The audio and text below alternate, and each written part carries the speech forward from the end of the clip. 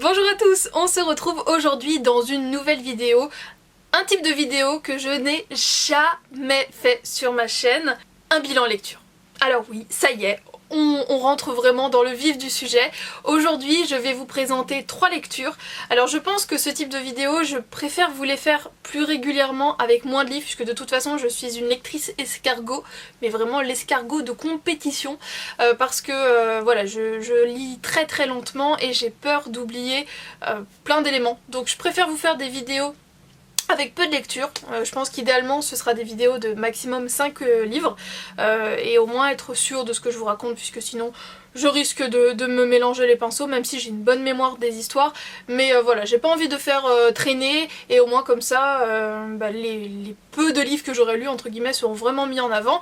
Donc eh bien j'espère que c'est un rendez-vous auquel vous serez intéressés et sur lesquels on sera de plus en plus nombreux à se retrouver pour échanger autour des livres que j'ai pu lire. Alors aujourd'hui c'est un petit peu particulier, je ne vais vous présenter aucun livre papier, tout simplement puisque les 3 livres que j'ai lus en fait ce sont des services presse.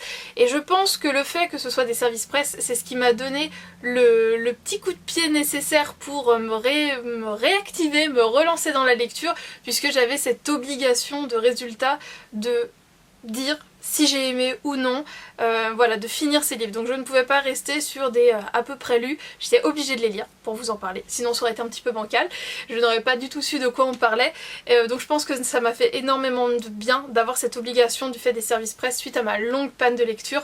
Donc eh bien voilà, c'est vraiment, ça a vraiment été thérapeutique pour moi de me sortir de cet engrenage. Et donc aujourd'hui je vais vous présenter 2 romans et une nouvelle. Alors pour faire simple, je vais vous lire les résumés qui me sont fournis sur internet, donc je m'équipe puisque sinon mes yeux vont beaucoup trop se fatiguer, et après je vous en reparlerai en vous donnant vraiment mon point de vue, comment j'ai ressenti l'histoire, etc. Donc premier ouvrage, Une agate rouge sang de Frédéric Morès.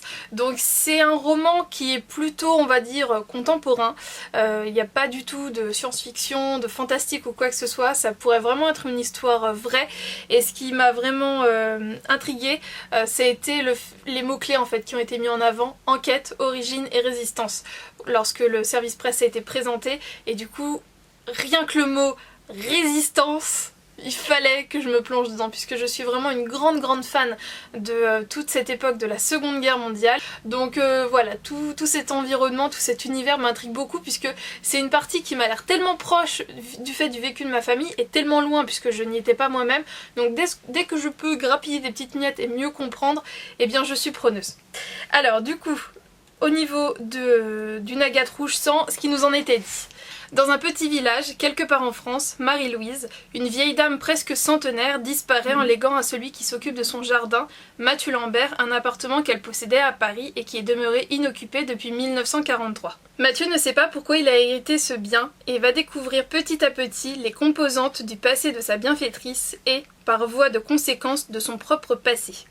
Construit à partir d'une succession d'allers-retours dans le temps à différentes dates clés du passé, Une agate rouge sang tient le lecteur en haleine du début à la fin en lui permettant de démêler progressivement le fil de l'intrigue, chaque chapitre apportant une pièce supplémentaire à la reconstitution du puzzle. Alors c'est un ouvrage qui fait 224 pages et vraiment il se lit très vite, simplement il faut être un minimum concentré dans le sens où le fait d'avoir des allers-retours, il faut vraiment se dire alors attends, lui, du coup c'était lui il était jeune, aujourd'hui il a fait ça, ok, là ça se passe avec telle personne, ok, donc je comprends mieux.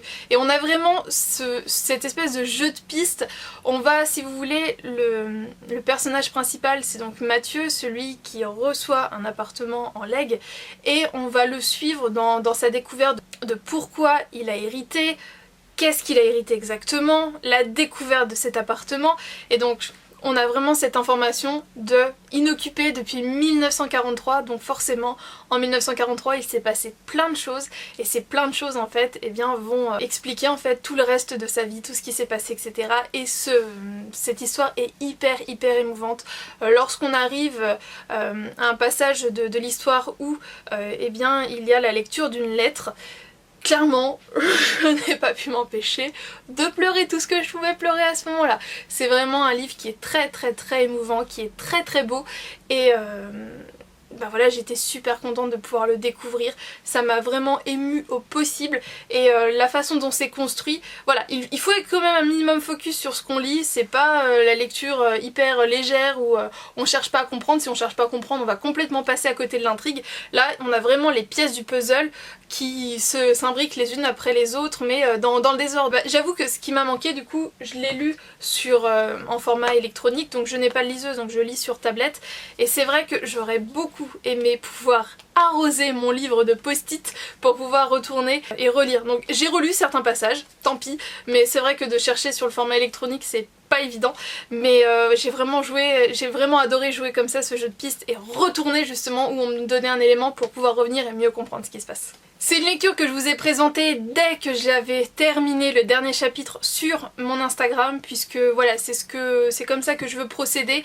Lorsque je sais que je vais mettre un certain temps avant de vous les présenter en vidéo, eh bien je vous en parlerai sur mon Instagram, donc n'hésitez pas à m'y suivre, je vous mettrai mon pseudo en barre d'infos. Alors voilà mon premier coup de cœur de cette année 2020, donc Une Agathe rouge sang de Frédéric Morès aux éditions ELP Éditeur. J'ai vraiment beaucoup aimé. Si vous aimez tout ce qui est en lien avec les histoires de famille, avec la Seconde Guerre mondiale, avec une histoire qui se passe également, voilà, si vous aimez les fictions qui se passent, qui pourraient se passer chez votre voisin, tout ce qui est contemporain, eh bien n'hésitez pas, foncez, puisque c'est tout à fait le type de lecture qui pourrait vous plaire. Après cette première lecture, j'ai voulu me plonger dans un univers complètement fantastique et j'ai décidé de lire Rix le Hérisson de Benoît Le Gall, édité aux éditions L'Âme en Livre. Alors pour être tout à fait honnête avec vous, l'auteur m'a présenté plusieurs de ses livres et m'a proposé voilà, de les chroniquer tous ou certains. Ne connaissant pas du tout son travail, j'ai voulu commencer avec Rix le Hérisson et autant vous dire que ce qui m'a fait craquer, c'est tout simplement la couverture. Cette espèce de mignonnerie de petite bête équipée à la Avenger, j'ai tout de suite craqué. Donc j'avais vraiment trop envie de lire ce livre et j'avoue que j'ai été assez perturbée parce que je m'attendais pas à la façon dont les événements se sont passés, si vous voulez. Alors je vais une nouvelle fois vous lire le résumé et je vais vous expliquer un petit peu plus ce qui m'a plu et ce qui m'a dérangé dans l'histoire.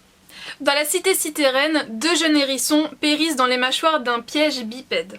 Alors, bipèdes, ce sont les humains. Hein. Concrètement, bipède, c'est nous. La population est en colère, cette situation ne peut plus durer. Rix est alors désigné pour accomplir la quête de la noix d'argent, un artefact dont la destruction permettra d'éradiquer l'envahisseur. Le chemin sera difficile, les défis nombreux et les alliances parfois contradictoires.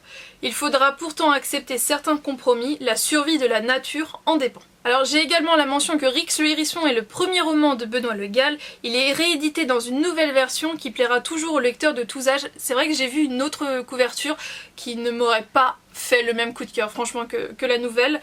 Fable écologique, ode à la nature, Rix le Hérisson est aussi une aventure palpitante, pleine de rebondissements, d'humour et de magie. C'est un roman de 298 pages qui est plutôt étiqueté jeunesse et c'est là-dessus où je suis un peu sceptique. Alors une petite mention qui était inscrite dans les toutes premières pages du livre et que j'ai adoré. Certains y verront un conte pour enfants, d'autres une fable écologique.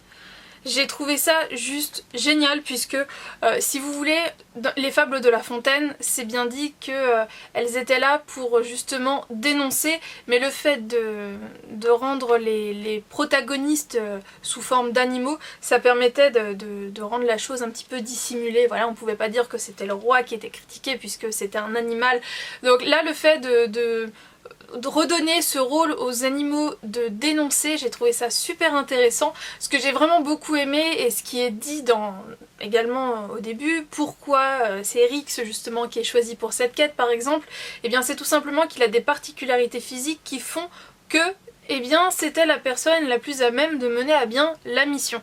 Et justement dans ce roman on va vraiment mettre en avant les différences. Les différences ne sont pas quelque chose de négatif, elles apportent du plus, puisque le fait de ne pas être tous identiques, et bien justement le fait d'avoir quelque chose de différent va permettre d'apporter quelque chose en plus à la communauté. Et c'est ça qui est vraiment regardé, et là-dessus je trouve que c'est vraiment très très intéressant. Donc pour les plus jeunes, eh bien ça peut être bien de se dire, eh bien oui effectivement il est différent, donc il a quelque chose en plus, et pas quelque chose en moins qui serait critiquable. Là c'est vraiment quelque chose en plus, j'apporte du plus aux autres, je vais pouvoir les aider parce que j'ai ça en plus. Alors il y a certains passages que j'ai trouvé quand même très violents et du coup ça m'a un petit peu rebutée. J'ai essayé de passer outre en me disant oui mais en même temps c'est la loi de la nature, c'est-à-dire que oui c'est trash mais dans la vraie vie ça se passe exactement comme ça. Des animaux se font massacrer de la même façon, etc. Donc voilà, là on reste vraiment dans du factuel, on explique qu'il y a un souci écologique, c'est la même chose dans notre monde. Et bien voilà, ça se passe comment ça et point. Et c'est vrai que c'est un petit peu dur à lire sur certains passages, et surtout au niveau de la fin, des scènes si vous voulez qui se passent à la fin, je m'attendais pas du tout à ce retournement de situation. Donc certes il y a de la magie dans le livre, c'est bien indiqué, mais je pensais pas que la magie serait utilisée de la sorte. Donc c'est assez déroutant, assez surprenant, et en fait j'ai été agréablement surprise et en même temps un peu choquée. Ça a été vraiment un mélange des deux, donc ça a vraiment été plein d'émotions, donc c'est pour ça que je l'ai trouvé très très intéressant. C'est-à-dire que y a des moments où je me suis dit ah ouais quand même, ça y va. Et en même temps des fois où je me dis ok, donc j'ai un peu du mal à me poser dans l'univers, c'est-à-dire qu'il y a certains passages qui sont descriptifs et moi dans tout ce qui est univers fantasy, j'ai vraiment besoin de me poser et de me dire attends, donc lui il va aller là, donc ok, il va au nord, ou il va à l'ouest, ou etc. Et j'ai vraiment besoin de comprendre la direction que les choses prennent. Et là c'est vrai qu'il n'y avait pas de carte, donc j'ai dû vraiment tout essayer de comprendre, les différences de paysages. Donc ça c'est plutôt à l'ouest, donc c'est plutôt comme ça c'est plutôt au sud. Et c'est vrai que c'était pas évident, parfois je me perdais un petit peu. Donc j'ai eu besoin de relire à plusieurs moments. Et donc on va dire les 100 premières pages ont été un petit peu compliquées. J'ai eu un petit peu de mal à me mettre dedans, mais à partir du moment où vraiment l'action a démarré, j'étais vraiment dedans. Et après ça a vraiment été des rebondissements de me dire ah ouais du coup ça se passe comme ça, ah ouais la magie elle est utilisée comme ça, ah ouais dis donc c'est un peu... ouh c'est gore. Donc peut-être pas un livre à mettre entre les mains des très très jeunes, quoique s'ils aiment bien lorsqu'il y a un petit peu de violence entre guillemets, puisque ça reste quand même mesuré, hein, c'est pas non plus de l'interdit à moins de 16 ans, mais voilà, quelqu'un qui est très sensible, c'est peut-être à éviter. Voilà, j'aurais juste un petit warning à mettre là-dessus, puisque eh bien, la nature peut être cruelle, et il y a certaines scènes, eh bien, tout simplement, qui expliquent la nature, ou des scènes de la nature telles qu'elles pourraient se réaliser dans la vraie vie. Voilà, par exemple, ça n'a rien à voir avec le livre, mais un lion, lorsqu'il mange une gazelle dans la savane, eh bien oui, la peau va être déchirée, les muscles vont être arrachés, ça va saigner. C'est la vraie vie, c'est gore, mais c'est la vraie vie. Voilà, aucun lien avec l'histoire, mais c'était simplement pour vous expliquer ce que j'entends par gore. Voilà, il y a du sang qui gicle quand un lion mange une gazelle. Point. Ma troisième lecture est donc une nouvelle qui s'appelle L'an 2000, écrite par Defi Kombe Njodo. J'espère avoir bien prononcé, sinon je suis désolée. Alors là c'était une nouvelle en fait tournée autour de l'intelligence artificielle. Donc je vais vous lire et je vais vous dire pourquoi j'adore ce type d'histoire et du coup ce que j'en ai ressenti à la lecture de cette petite nouvelle. Donc dans un univers futuriste, l'intelligence artificielle IA a atteint son apogée. La compagnie, une société des nouvelles technologies, a réussi l'exploit de concevoir des robots humanoïdes dotés d'une conscience et le monde se trouve beaucoup changé. Jusqu'où peut aller cette relation homme et machine ? Cette courte nouvelle est centrée sur l'histoire d'une jeune fille solitaire qui essaye de trouver sa place dans cet univers, mêlant vie de famille, professionnelle et amoureuse. La justice intervient également pour résoudre certains problèmes liés aux machines de la compagnie. Comment être sûr et certain que tout ce que nous percevons fait partie de la réalité ? Donc c'est une toute petite nouvelle de 24 pages. Alors dernièrement je me suis intéressée au sujet tout simplement puisque j'ai regardé 2 dramas coréens qui traitaient en fait de cette relation homme-machine. Donc tout d'abord Are You Human 2, où là on avait justement un robot qui était la copie conforme d'un humain et qui avait du coup une relation qui allait se mettre en place. Et à côté de ça il y avait un autre drama que j'avais adoré qui était du coup My Holo Love, où là c'était vraiment une intelligence artificielle non palpable, c'était pas un robot, c'était vraiment juste de l'électronique si je puis dire, où on pouvait voir cette intelligence en portant des lunettes, et donc au port, je vais réussir, de ces lunettes, on voyait l'incarnation, si vous voulez, de cette intelligence. Alors mes voisins sont encore en train de déménager, je suis désolée, ça fait un an que ça dure. Du coup, j'avais ces deux expériences, si je puis dire, avec une histoire d'amour et l'intelligence artificielle qui m'ont beaucoup plu. D'ailleurs, si vous voulez que je vous parle un petit peu plus de mes dramas essentiellement coréens que je regarde en ce moment, n'hésitez pas à me le faire savoir en barre d'infos, je vous ferai ce type de vidéo avec grand plaisir. Et là, du coup, je me suis dit, eh bien, pourquoi pas tester l'aventure dans un format papier.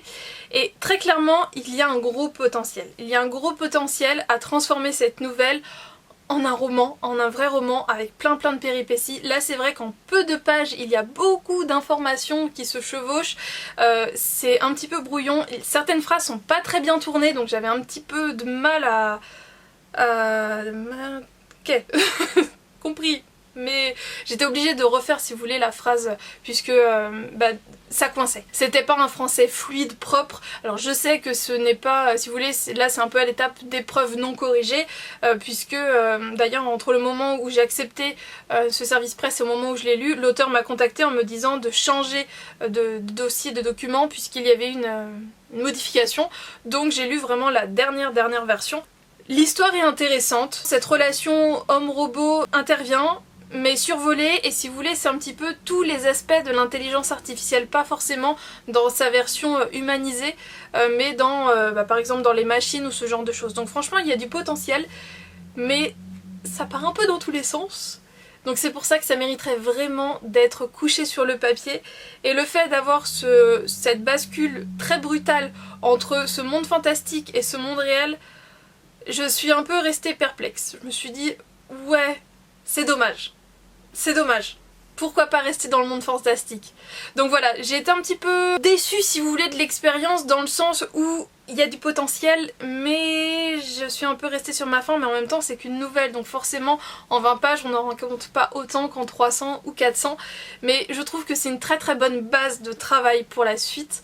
Si ça vous intéresse de vous plonger dans une petite histoire traitant de l'intelligence artificielle, eh bien franchement je vous y invite, puisque ce sera intéressant de voir si l'auteur arrive à le transvaser en un vrai roman long, parce que pour moi il y a vraiment du potentiel. C'est à creuser.